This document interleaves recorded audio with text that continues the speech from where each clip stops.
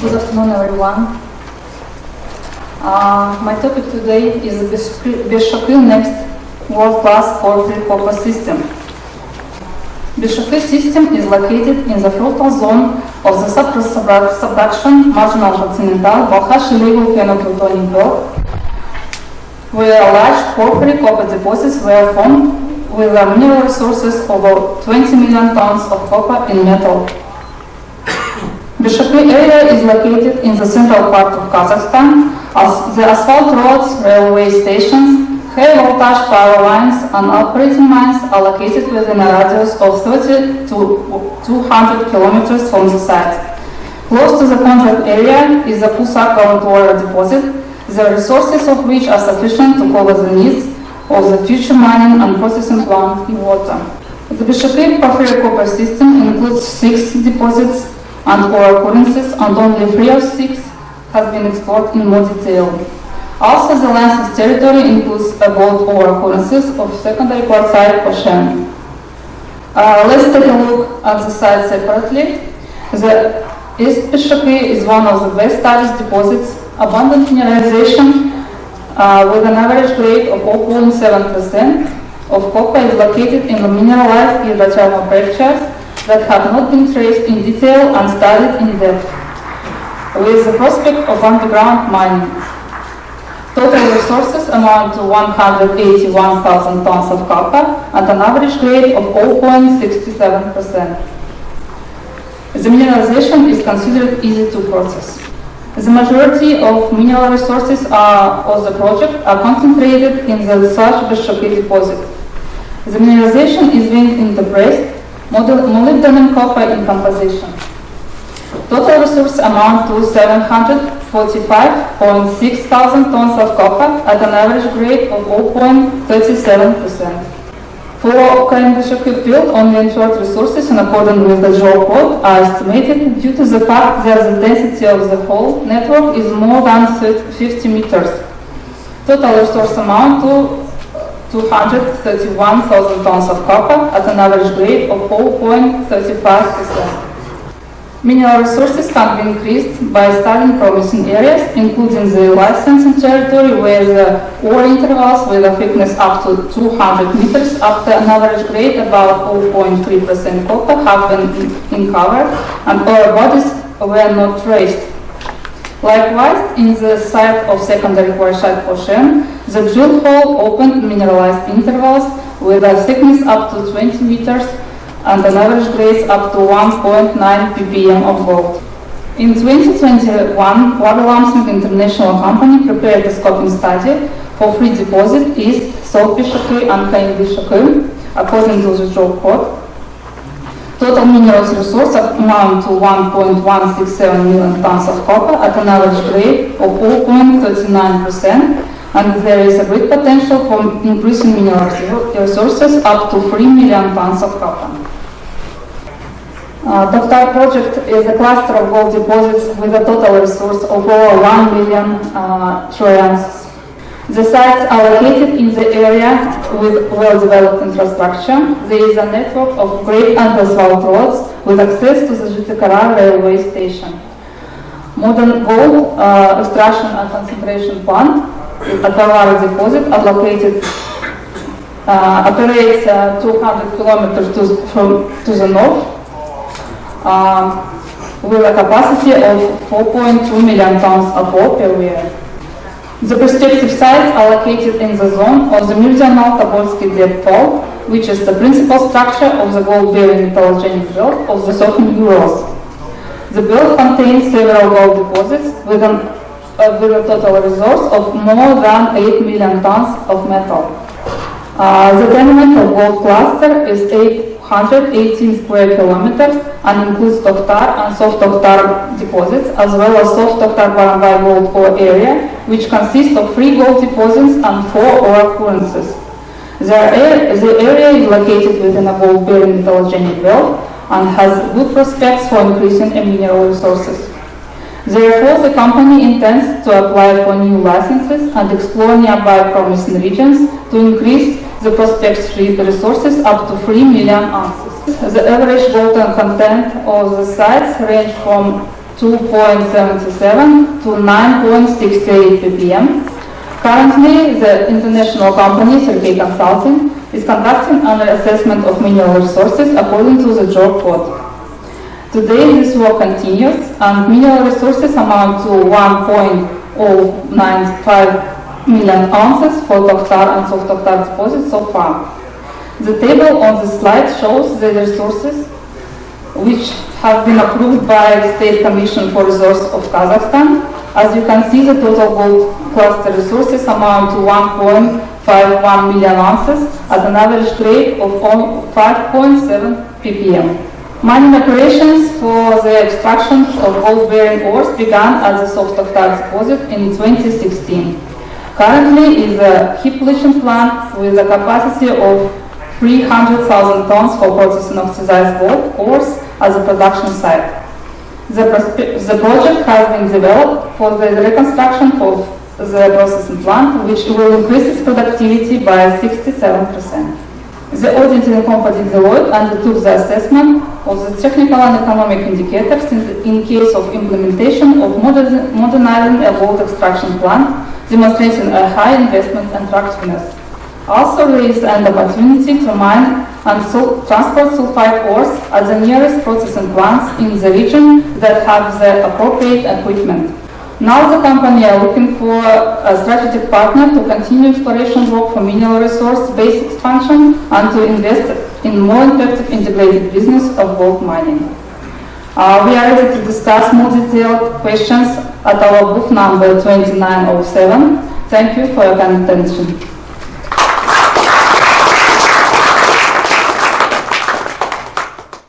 Good afternoon, ladies and gentlemen, and welcome to Kazakhstan Day at PDAC 2023. I've been working in Central Asia for probably the last 25 years, not only in Kazakhstan, but in Western China, Uzbekistan, Kyrgyzstan, and so I have a lot of experience as a geologist in working with what is now known as the Central Asia Orogenic Belt. Now I'd like to avoid that. So when I first came to Central Asia in 1997 with a large Australian company called Normandy Mining, our objective was to, we had this very high objective of finding another Muruntau. But the problem is we didn't know what a Muruntau looked like and how to find it. So when you're looking for an elephant, in geological mining terms, an elephant is a very large mineral resource. You have to know what an elephant actually looks like before you can find one. So when we're there, so by the time we left and pulled out of Central Asia in 2020 or 2000, because the gold price was too low, we didn't really were any the wiser what a Muruntau looks like. So in 2004, I got together a group of friends of mine from Midland Valley Exploration in Glasgow, Dr. Alan Gibbs and Dr. Mel Kopenberg, two of the very, very world-class structural geologists. And we got together a team and we went and collected data all over the world, mainly from the Soviet Union, from Bulgaria, Moscow, Tashkent, and the internet, and we put together a model for Muruntau. And that included a 2 months field testing of these ideas. And we've come up with 7 criteria to find the world-class deposit. The main one is the main range-bounding faults, thrust faults, and the intersection of those thrust faults with lateral transfer and ramps. They're usually the northeast or southeast direction. The pay is not on the ridges, on the ramps, but it's down dips, and it's usually undercover. There's a 3-way intersection of fluid movement. And there's also, on those ramps, there is a anomaly, a geochemical anomaly with a soil anomaly, or we can see it through ASCA or some aeromagned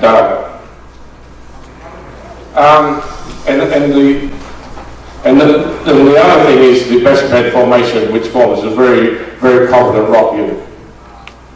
And there's also the other characteristics of all the deposits in the central Kazakhstan were the proximity on the edge of very large mag anomalies. So, but based on that information, we couldn't do much about it in Uzbekistan, and you still can't do much about it in Uzbekistan today because you can't apply for the land and the areas you want. But we did define 4 other areas in Uzbekistan that fitted this criteria. But so I took this knowledge to Kazakhstan, and when I came back there in 2010, I started to look around for a project that would fit this criteria. And this is where I came across the Caucasus deposit. Now Caucasus didn't fit all 7 criteria straight away, but it fitted about 3 of them. And what we found since then, especially last year, that we've got all 7 fitting the Aurora Model. So it's located on the giant Yanteli fault shear zone, possibly another 4 anticlines undercover. So we've identified this is a fold thrust model, and we're finding one of those is particularly big, and we're finding probably another 4 other parallel, sub-parallel zones. So I'll talk more about that later. The 3-way intersection exists at Caucasus as well. Very, very strong astroanomaly, over 4 square kilometres of silica and illite alteration. The Vesipan equivalent is the Ordovician Caracas suite, very strong quartzite chert, sandstone shale. Mineralisation established to be Devonian. And there's another huge mag anomaly at Caucasus, causing massive granodiorite beneath it. So basically, from this, we worked out that we're in a position now to say that Caucasus does fit into the elephant category.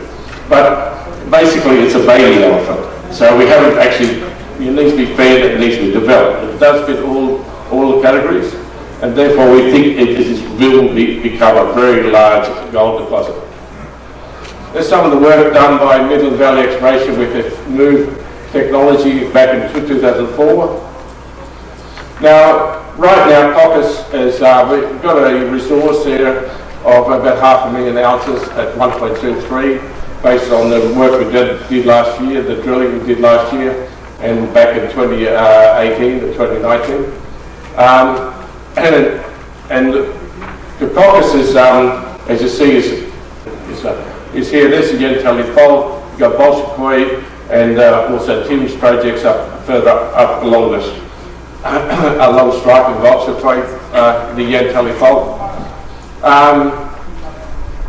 So we think that Caucasus could be in the order of 4 to 5 million ounces, but I'll explain it a little bit more. So that's a Caucasus outcrop. That's, whoops, I'll get it back. There's the ridge of Caucasus. It's about 3.5 kilometres. That is all 100% alteration, all silica illite alteration. Where we've been drilling is that the lower area. This here, there's the drillers camp. This is all alteration. These ridges, there's sericite illite alteration. The core with the and you notice the depth of that core is 116, still oxidised. It goes up and down a lot. It could be 40 metres, it could be 100 metres deep, the oxidation. I'll just go quickly through this. Now, what we got here is a fold nose. Here we've got a big fold nose. We've got a high-grade centre through here, which is average about 1.4 grams. And we've got the outer zones here. There's 3 out here, there's another 3 here. We expect to find, as we infill the drilling here, that we'll probably find 8 separate zones, 4 on this side, 4 on this side, and a major central zone core, which is basically the thrust zone. That is about 60 metres wide. These vary between 25 and 10 metres wide, these zones. But this outer zone averages about 1.1 grams. This is about 1.4 through here. So that's about 400 metres across there, and that's about 500 metres that way. see some of the cross sections through. That's the main zone there. It's what we call K1, K3 is that zone there, K2. So this will, once we complete this drilling, this will be all infilled with mineralisation, this whole zone here, through here. This is a good representation of it as a cross section. We've got an overturned fold. As it overturns, it causes thrusting. You've got the fold thrust. The thrust is where you've got the high grade in the centre along the axial planes cleavage, and then it gets overturned. And this is what we're getting here. And we're seeing from the soil camp sampling that this extends at least probably about 2,000 metres. We've got 500 metres here that we drilled, but it extends further along. We've also intersected here in entrenching and here in trenching. So we're fairly confident that's about 2 kilometres long. And this area, we expect, if we drill this out, just this area here, 500 metres, to say 300 metres depth, we probably expect to get about 1.5 to 2 million ounces, just that area just there, because it's so wide. So if you multiply that by 4, you probably get an idea roughly of what the resource of that area would be. Now, what we're seeing is that we're going to see a repeat of this, probably about 400 metres to the south, and we already know that we get anticlines here and here from the geology.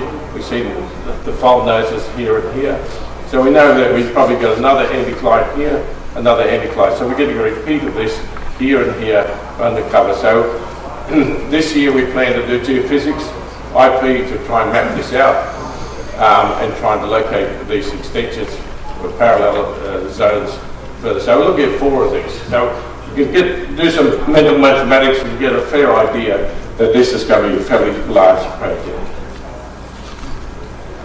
You can see the alteration, the ridges. There's another one there, that's the K11, and this is where we've done most of the work so far, but we expect that we'll find more and more of these in the next couple of years. The main thing is to get this into production, get a feasibility study and complete the drilling this year and get the feasibility study so we get a cash flow to keep on drilling the rest of the area. That's our budget for it. That's why we're looking for right now we're in the process of talking to a number of potential investors to become a cornerstone investor to take this forward. We also have another world-class project in East Balkash. It's a copper and gold project. Here we have a cluster of porphyries. This one here is a copper-only project. So we've quite a lot of drilling on that. It's about 300,000 tonnes of contained copper. We discovered a gold project here in 2018. It's an epithermal system, about 3.5 kilometres long at Zurich South. And these porphyry systems here to date haven't been drilled. We know that that one there has got copper. It's got a remobilised copper loss in there at 40 metres at 4.5% copper. That's Zurich South. We found that in 2018, and that's probably about 500,000 ounces at this stage. This has been funded by Highland Gold, and we just pre-carried them on East Balkash at this stage. And we got 18%. There's Tyson-Gun. There's the contours of the great contours of Tyson-Gun. Again, there's 700 metres by 500 metres.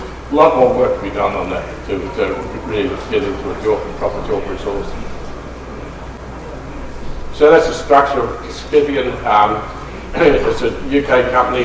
We own 51% of copper, so we'll own 100% by IPO in a year or so, and we'll free carry here at 18%. We'll probably turn that into a royalty. Thank you very much, and any questions at all, we'll talk about it.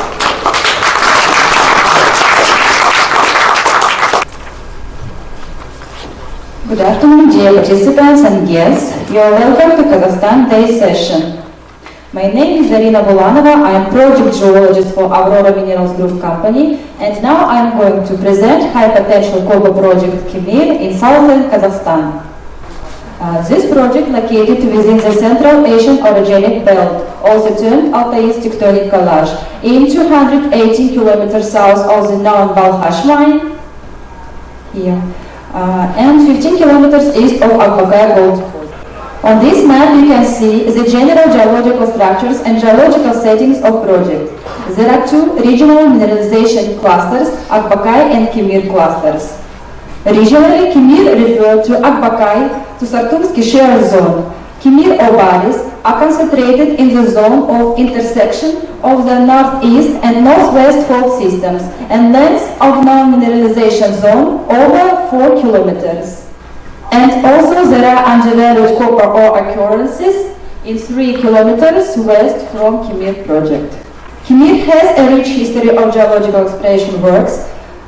Works has been carried out since 1915s. Is geological mapping, and Kimir ore occurrence was identified in 1918s. At this slide you can see recent exploration of works. So if you see, we conducted drilling works from 2020 to 2022, and there are more than 16,000 meters of drilling was carried out, and also 18,000 sample was carried out also by geologists, and SLR conducted geological exploration consulting according to JORC.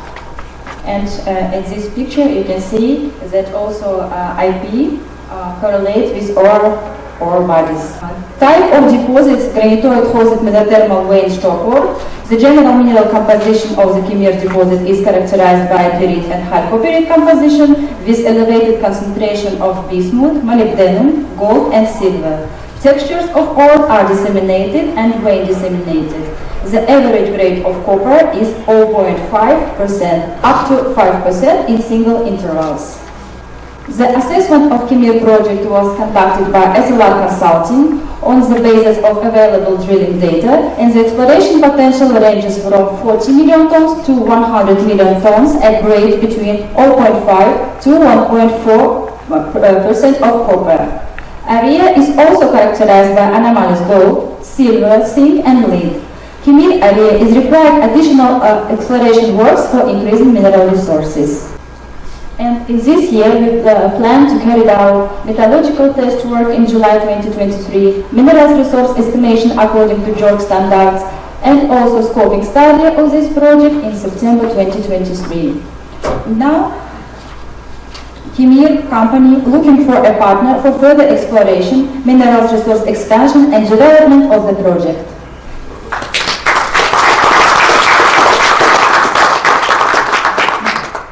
I want to say about Copper Gold Company and project of Copper Gold Company. The areas of company Copper Gold Limited are located on the territory of western Kazakhstan in Aktivdeyevsky and Zhikarsky district. The sites of Copper Gold project are located within the Mugajar gold ore districts, which is southern extension of the gold-bearing metallogenic belt of the southern Urals.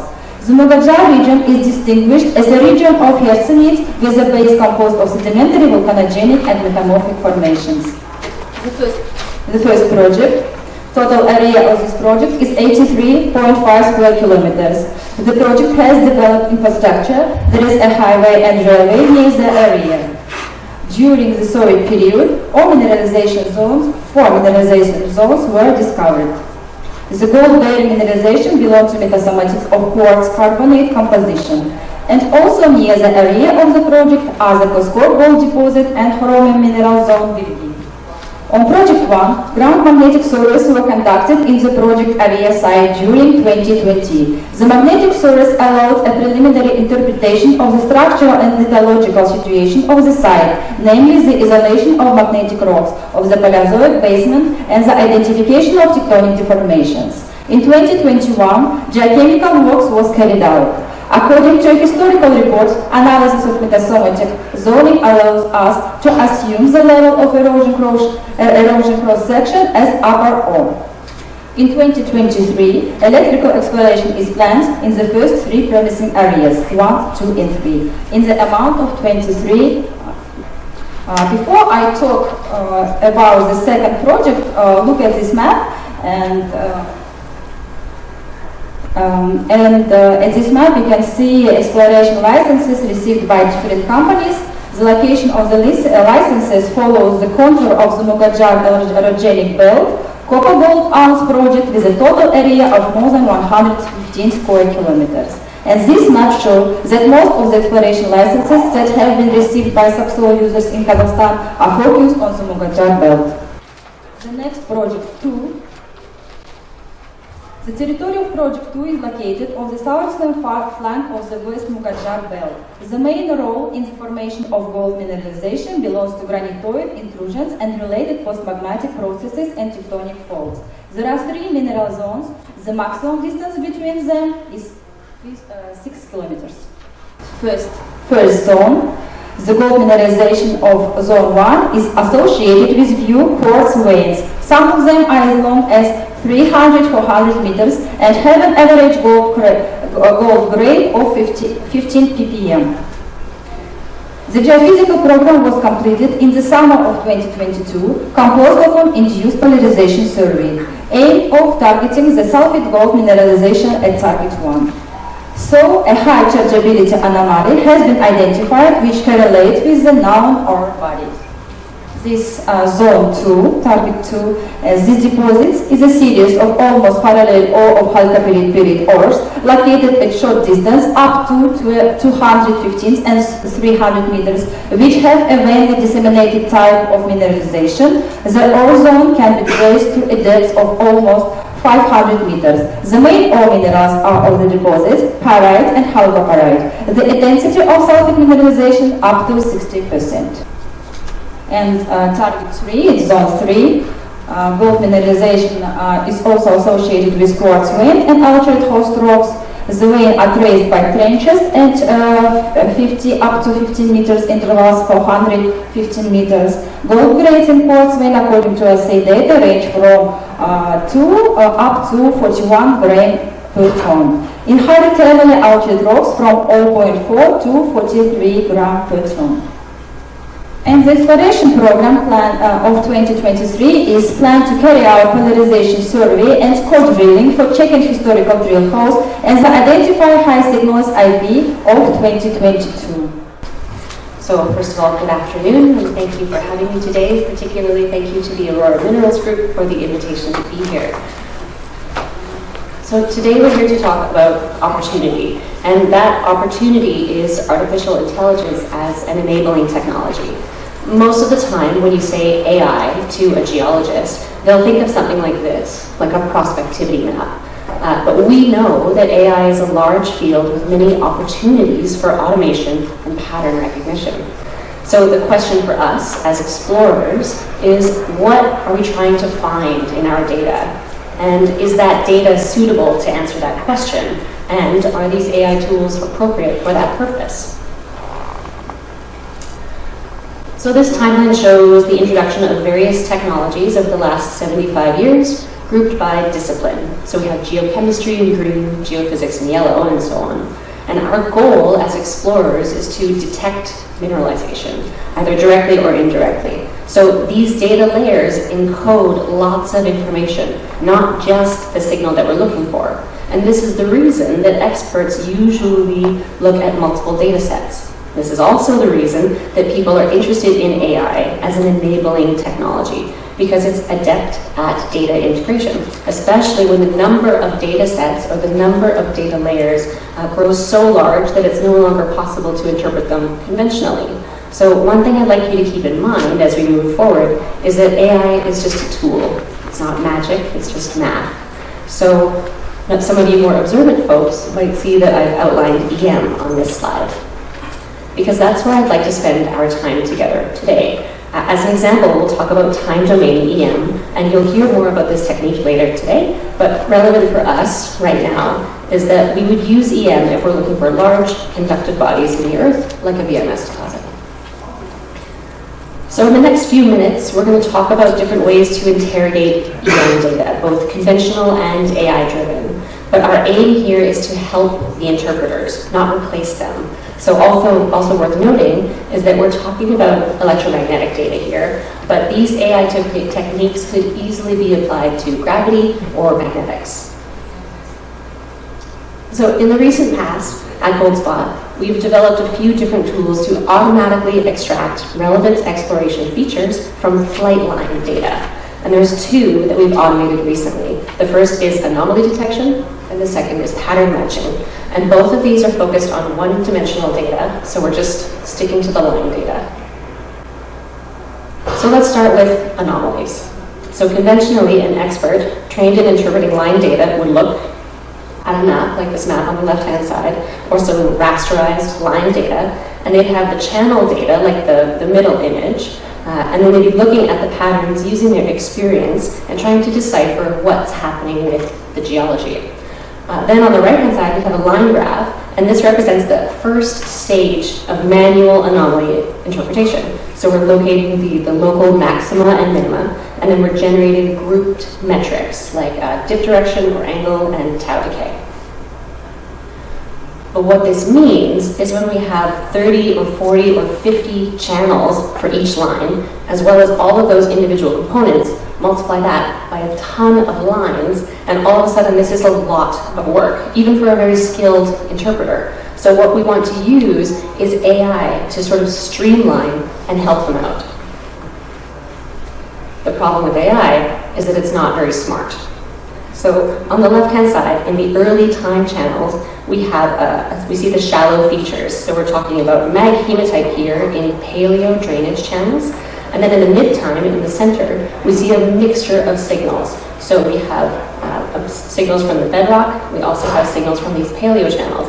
And this is a very important point, because to a geophysicist, this is very obvious. But to a machine, this is very confusing.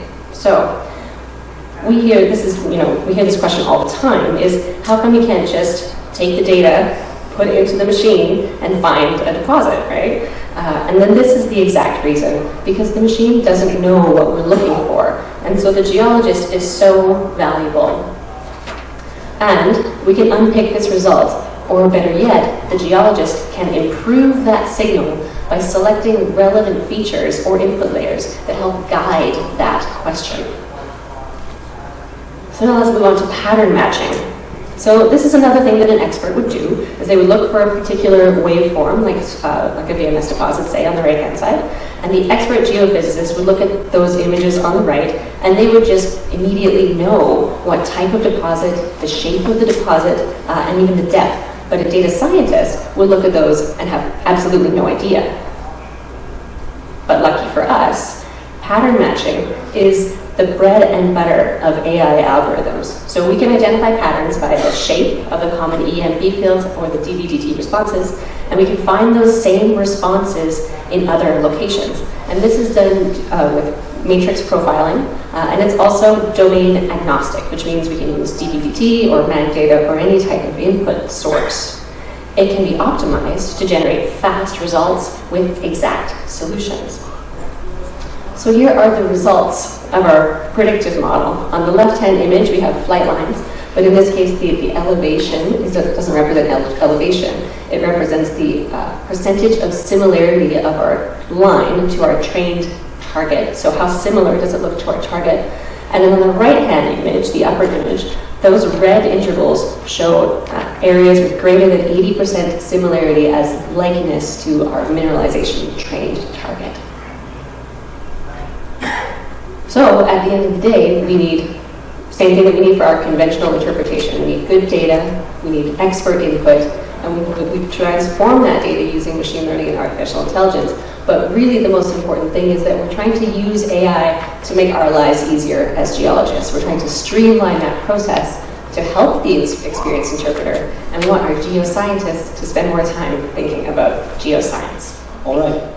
So this is the project when airborne data were collected by Helitem, a system operated by Excalibur Multiphysics. And the survey was done in eastern Kazakhstan for East Resources. It's an exploration company that recently moved into Kazakhstan, taking full advantage of the investment climate in the country. So anyways, Eastern Kazakhstan is known to host some of the richest VMS deposits in the world, and there's at least two types of those deposits. The conductive or massive sulfide type and the disseminated. In either way, I've been working in Eastern Kazakhstan for a number of years, including some work done together with Aurora and basically targeting the VMS ore bodies. So this next slide shows where the location of the survey. The total of 3,800 line kilometers was flown using the brand new Helitan system with an improved waveform. And the survey was quite challenging because of the terrain. The terrain has dense vegetation coverage as well as it's got hilly slopes. However, the survey was completed on time and the data were collected and the quality of the data was checked and verified to be of high standard. A few words about the new improved Helitan waveform. So as some geophysical specialists probably know, Helitan were historically using half-sine waveform, which they've recently changed to this abrupt shutdown so they could provide maximum change in the transmitter current that gets transformed into dBdt that's later measured by the transmitter. So this is a quick look into the configuration of the new Helitan 2 system, which has been introduced just recently. And you can see that the EM receiver is almost coincident, or at least on the same plane with the mag receiver. The bird is also equipped by a GPS unit, and the total altitude between the total bird and the ground was kept at around roughly 50 meters average, while the length of the cable separating the transmitter receiver bird and the helicopter is measured at around 35.4 meters. The diameter of the system, I believe, is around 24 or 26 meters, something like that. So the next slide shows the extent of the EM survey that was flown in eastern Kazakhstan. As you can see, the survey is quite extensive, and some of the areas are shown, the black dots in some of these areas are showing the existing occurrences and existing mineral deposits. So all in all, some areas were selected for increased spacing.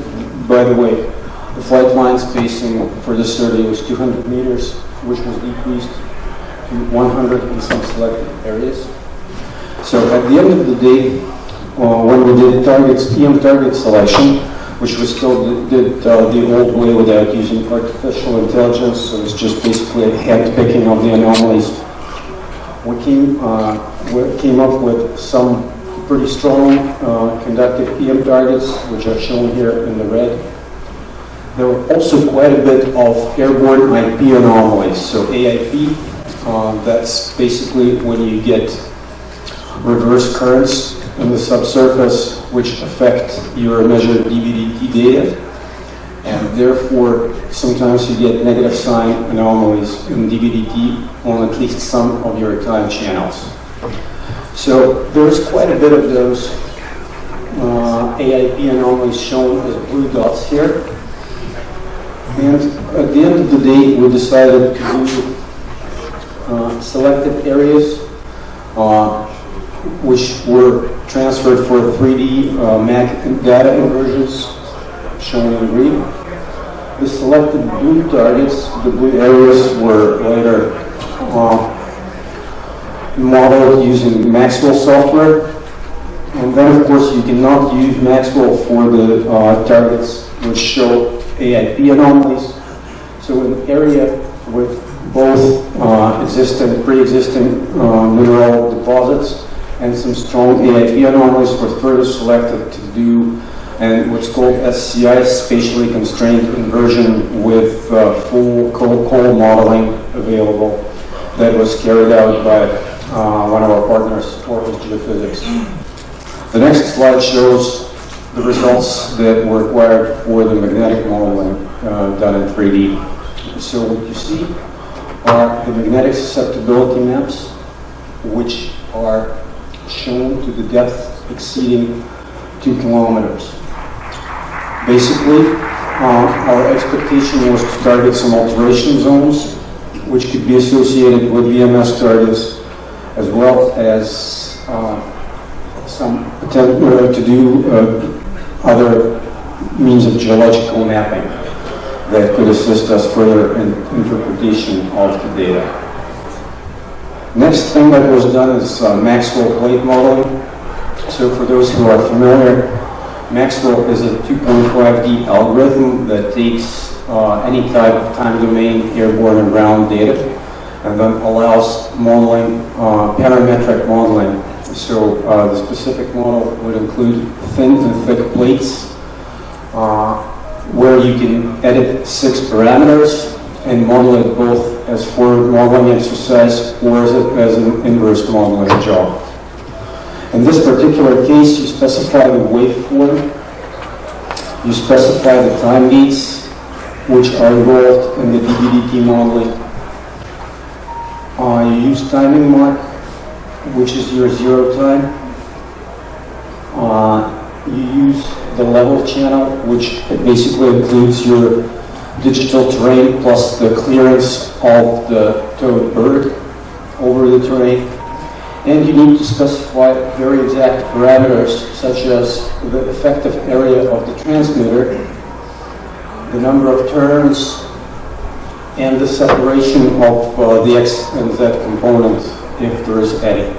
I mean the transmitter-receiver separation, if there is anything like that. Also, you need to specify the units, and you need to specify the exact channels which correspond to the time gates used for the modeling. Anyways, the point is that Maxwell plate modeling is not an approximate algorithm, it's actually an exact algorithm, which allows you to model the parameters for the thin or thick conductive plates, as well as their conductance, as well as their more or less exact location. This is why it's widely used in the exploration geophysics. So the next slide shows the shape of the anomalies. This shows just one existing deposit. So the big black dots, these are the locations of the deposits which are taken from the official government website, while the red dots show the anomalies we see in the Helitem data. You see this is a classic double peak anomaly that basically corresponds to a thin conductive plate, and it's an M-shaped anomaly that can be easily modeled using the Maxwell software. At the same time, sometimes you get anomalies shaped like this. So it's called a single peak anomaly, and this either indicates a thick plate or a horizontal plate. In our case, I think it was a horizontal plate. So when you use Maxwell, you take the anomalies which were measured in the air by the Helitem system, and the red shows how those anomalies are modeled using Maxwell. 2 channels are modeled, the X and the Z channel, which is what we see here. So this is DBXDT. The red is the modeling data, the black is the measured data, field data. And alright, looks like I'm running out of time, so I'm going to cut to the chase. Basically, this is the known deposit, which also corresponds with the 3D mag model. So we took the cross-section of a 3D mag model, and we put our Maxwell plate over the mag model. So we're pretty confident that we're getting all the depth estimates correctly. Same is done for the yet unknown targets, which are sent to the client for drill testing. Again, we get Maxwell plate that corresponds with this result of 3D magnetic inversion, and we're hoping that they will drill something good. Last but not the least, we did the Orcus Geo carried out the AIC Inversion, which includes targets like this. So the negative shaped anomaly shows the effect of airborne induced polarization, and this is the known deposit associated with this AIP anomaly. Basically, what Excalibur provides as a standard thing, it's just an RDI, the resistivity depth image, which is not accounting for the AIP model. So when you do the actual AIP model, you come up with something that's more valid and looks more like drill targets to me. Then, of course, we take the plane view, we cut depth slices, and we superimpose those with the known deposits, and we're trying to make sense of whether or not the other targets can be seen as conductors after AIP modeling, which we don't see before we do the AIP modeling. And generally speaking, the answer is yes. So jumping to the conclusions, Helitem system showed really good targeting capabilities of conductive BMS objects, including detecting strong response from existing EMS deposits. The 3D magnetic inversions in some cases allow recovery of accurate depths to magnetic targets, which coincide with the EM modeling results. Many known occurrences in potential EM targets are masked by a strong AIP effect, which is similar to other cases where similar observations are reported. Furthermore, AIP inversions allow not only improved recovery of electrical resistivities, but also increased depth resolution and recovery chargeabilities directly from the airborne Helitem data. Yeah, hi everyone. It's really a pleasure to see all you guys here with us. My name is Kemal Mambayev. I represent Aurora Minerals. To be more specific, I'm leading the geophysical department, Aurora Geophysics. I just want to give you a quick overview of the services that we provide. Aurora Geophysics provide a wide range of geophysical services, including airborne, ground, and borehole geophysical services. We have extensive experience in providing also the interpretation and processing of the geophysical data. We do it in-house in Astana, in our office.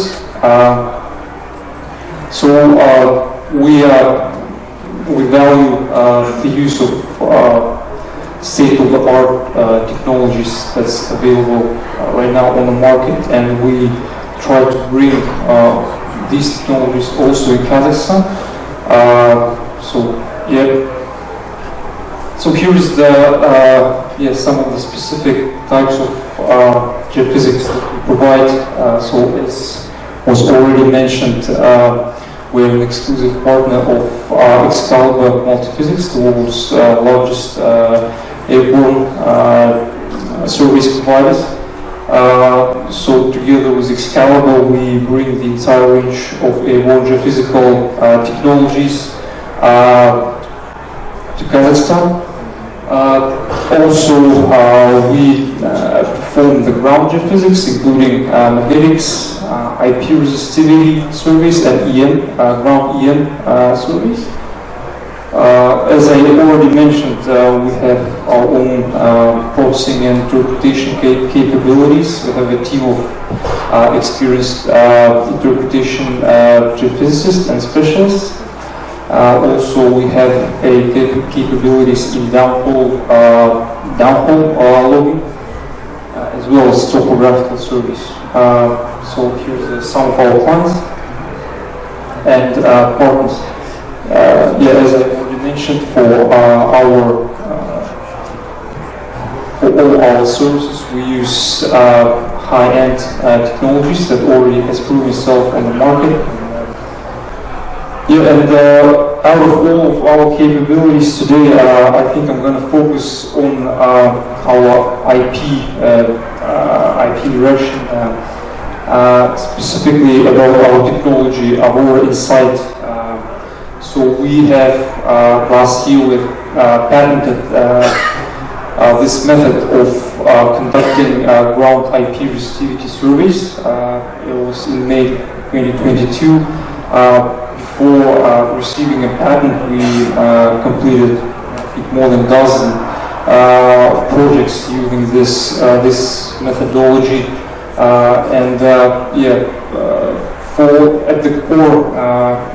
the core of this acquisition method is the instrumentation by the company GDD, the Canadian manufacturer.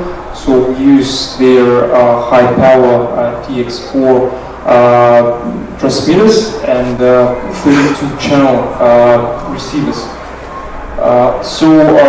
The main advantages of our methodology, our method, is the high productivity and using the pole dipole configuration, we can acquire up to 5 line kilometers of IP surveys a day, which is quite high for this type of surveys. I'll talk in more detail about the productivity side of this method. The investigation, depth of investigation currently is, we can reach up to 750 meters. And we use ceramic non-polarizable electrodes for all of our acquisition in order to get the highest quality data. So I'm just going to describe the methodology on an example of our acquisition trials that we performed last year in April. So we picked up a known deposit in Pavlodar region that was already had some drilling on it and has some confirmed mineralization zones and ore bodies. So we had like three lines for the test trials. Here is the first aspect of the technology. It's superior depth.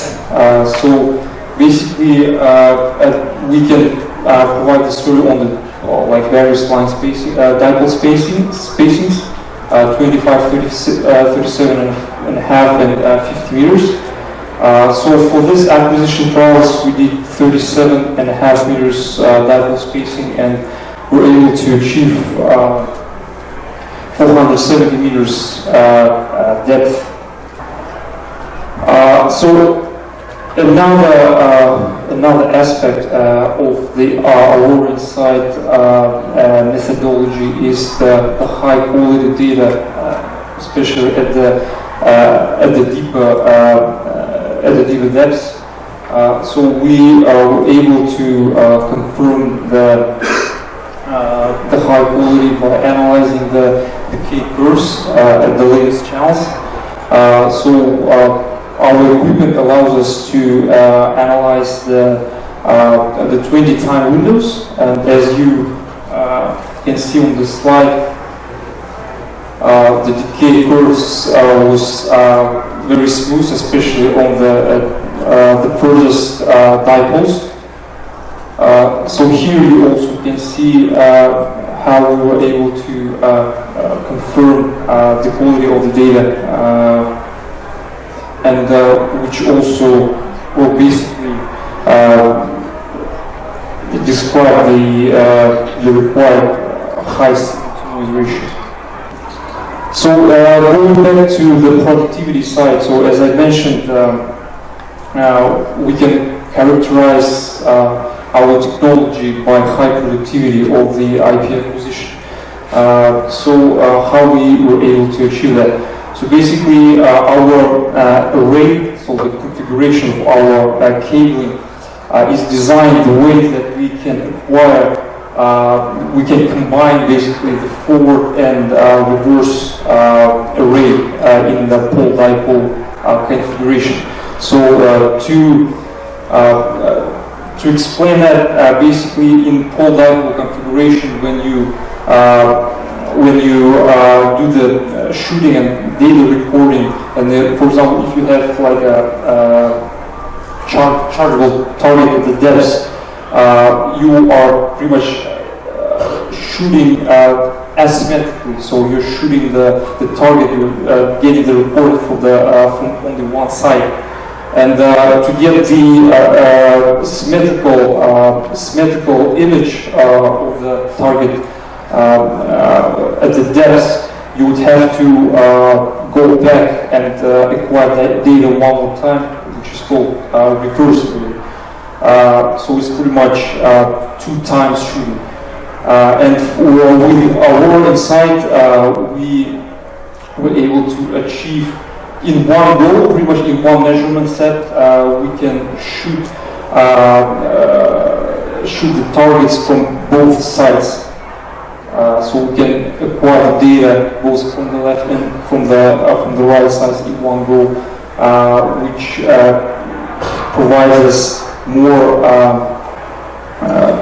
more detail and the confidence in the actual nature of the chargeable target. So on this slide, we're showing the cross-section of the chargeability on one of the test lines. So as you can see, so as I already mentioned, the area was already drilled before. It was recent drilling, and we were kindly provided with the results of the drilling. So here in blue you can see the sulfide mineralization zones that were identified and according to the core logging data and same. As you can see, our chargeability values at the shallow depths could confirm the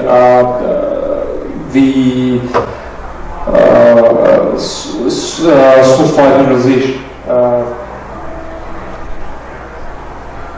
Also, one of the features of the system, of the technology, as I mentioned, the high quality data, and we were able to confirm that our system doesn't get affected by low resistivity conductive overburden. So yeah, this slide just describes the new survey's IP anomalies that was confirmed by Aurora Insight. So yeah, our next steps are again we're planning to do some more field trials this upcoming field season in Kazakhstan. So it starts normally in April, and we're going to be doing a testing on the known copper porphyry deposit. So we will try to test 100 meters pole dipole spacing with Aurora Insight, and potentially reach the depths of more than 1,000 meters, and also with the same sets of equipment that we possess, will provide the vector IP configuration, which is pretty much the very efficient for large areas, high throughput surveys in thanks Kamal, and thanks to the government of Kazakhstan and to Aurora, our joint venture partners in Kazakhstan, for setting this up. I'm going to keep this pretty short and sweet and hopefully get us out onto the streets pretty quickly.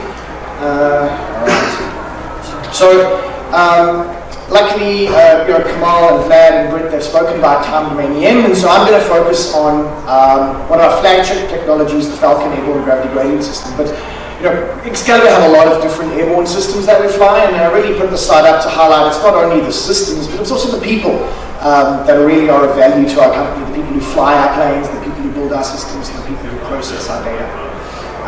We have a lot of airborne systems. Magnetic systems, gravity systems, electromagnetic systems.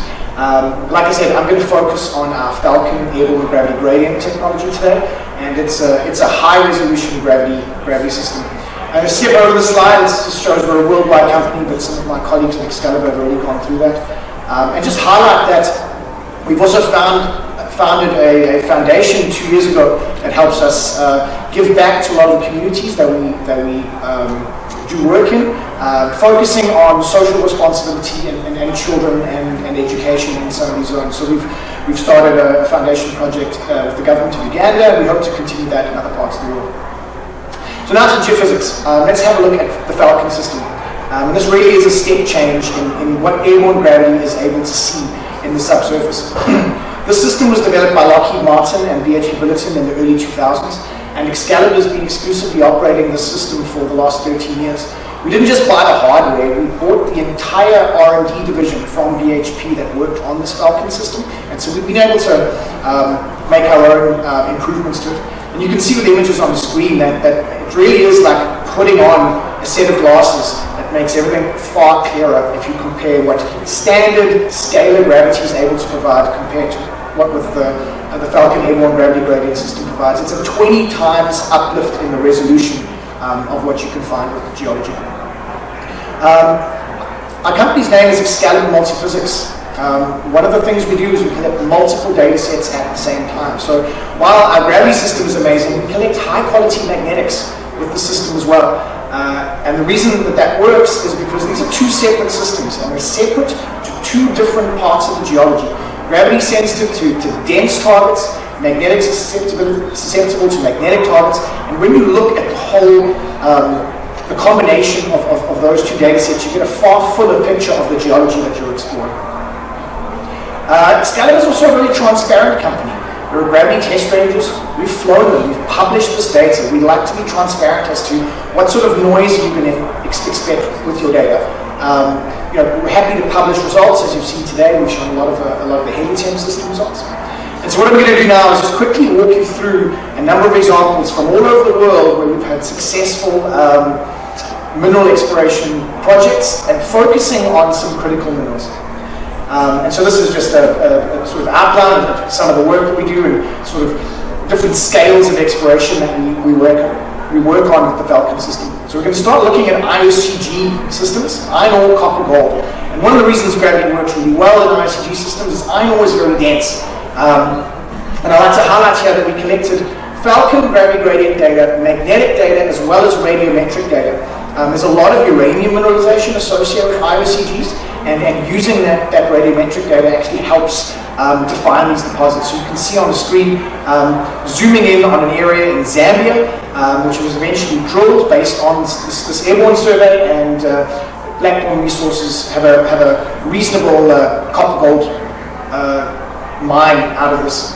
We're now going to have a look at magmatic nickel, and I particularly like this example because it's actually it's a survey that was funded by the government of Canada. I downloaded the data you're seeing on the screen from the Government of Canada website. And so this is a place called the Ontario Ring of Fire, and there is currently a mine there. Well, there will be a mine called Eagle's Nest. Wiley Metals and Billiton had a bit of a bidding war on who's going to own this deposit, and really it was opened up by the Government of Canada in a really remote area using airborne geophysics. This is a great use of taxpayer money.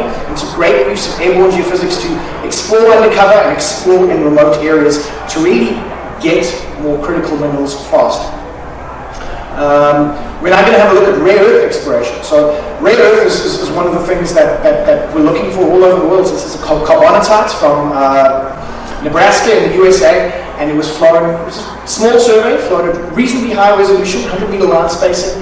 And while the Falcon data, these carbonatites are reasonably dense, so you understand what the size of this carbonatite is. When we do some 2D modeling, we can also start seeing some of these niobium targets within this larger dense body.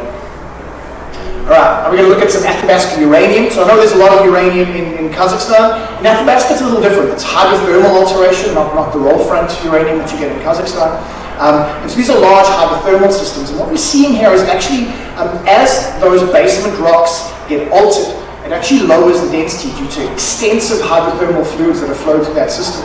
And so that gravity low there was drilled, and you now get visible uranium in that drill core. We've done a lot of work with the Falcon system in the Athabasca Basin. And finally, what we're going to do is we're going to have a look at a massive project flown out in the desert in Australia. It's called the Kidson Regional Survey, again sponsored by the Australian government. And if you have a look at the scale of that, so it's a massive big sedimentary basin. There are some salt lakes which give you those big gravity lows there on the western side. but just to see the scale that some governments are using these high-value technologies so they can very quickly understand the geology and explore these large parts of the world. And Kazakhstan is a large country. And so with Aurora, we're looking at bringing the Falcon technology into Kazakhstan. So hopefully, next year we'll add you to this presentation as an exploration success in Kazakhstan. And that's all from me. Thank you. Good afternoon, ladies and gentlemen. Today is my presentation is the last, but I believe that it's not last by importance, because we will talk about AIC principles in drilling. We conducted our drilling operations to minimize the impact of the environment. For example, we are using only biodegradable drilling fluids, minimizing water usage, and using equipment that emits lower levels of greenhouse gases. The drill site is fenced with a tight barrier fence of prevent entry by unauthorized persons and wild domestic animal typical in this area. In front of the entrance to the site, there is a banner with information about the company, contact phone number of the management, and a list of necessary protective equipment for access to the site. We're using tethered pellets to the store fuel and the lubricants in storage areas. In addition, we equip rigs and the vehicles with the oil spill response kits. We dispose of waste of drilling site by separating of inter and we dispose of the waste of the drilling site by separating into different containers depending on the type of the waste. The site is equipped by extinguisher and the fenced drill bait for health and safety purposes. After drilling the holes, we pump out all the sediment, water, and drilling cuttings from the stumps using specialized vacuum machines and remove them to a designated reclamation site provided as customers. After cleaning the stumps, we conduct excavation work to return the drilling sites to its previous conditions. We believe that our drilling operations should have a positive social impact on the local populations. Our projects extend to the most remote areas of Kazakhstan, where there is not developed infrastructure. Our experience shows that we are trying to develop our country by helping local people find employment, interacting with the local stakeholders, support local business, and of course providing charitable assistance to local schools. We regularly train our field staff to maintain documentations, minimizing the gap between the site and the office. Our safety advisors in every project have advised the workers to how to safely enter work and the high ethical and legal standards accordance with the laws and the regulations, conducts regular audits of operations. In Kazakhstan, we provide the drilling services in line with the industry best practice, so you can make quality investment decisions. Yeah, thank you. I want to thank you everyone for being with us today and sharing this moment. We were really happy to organize this event. Special thanks to our guest speakers for these excellent presentations and providing insights on their technologies, projects, and sharing their expertise in what we think is very important to share this knowledge. And yeah, we will definitely come back next year with our 5th Kazakhstan Day. And yeah, see you next year. And thank you again for being with us today.